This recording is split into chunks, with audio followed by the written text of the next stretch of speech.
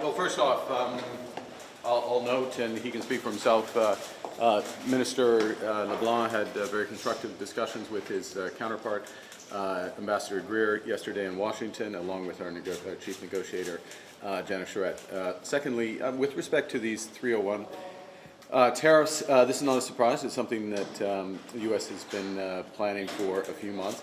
I think very importantly is that two things. One is that the tariffs are consulted for 30 days or 30 plus days. Secondly, explicitly in the decision, Canada, the carve out for CUSMA is referenced and maintained. So that puts us in a position where, again, we would still have the best trade deal of any of the U.S. trade counterparts.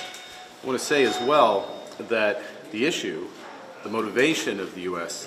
action, the 301 tariffs against, or proposed tariffs against a variety of countries, is something that we share. Canada has a very strong legislative regime against forced labor in supply chains. We don't want any element of forced labor coming in goods and services, and we want to use our influence to eliminate this practice of forced labor and child labor.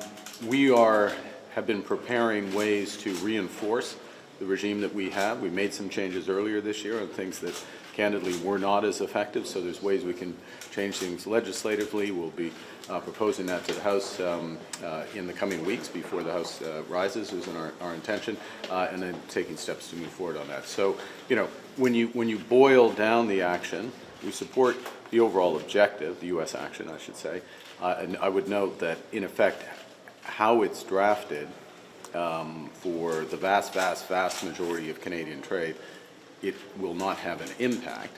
But at the same time, since we support the overall objective, we have the objective and we're working towards making it more effective.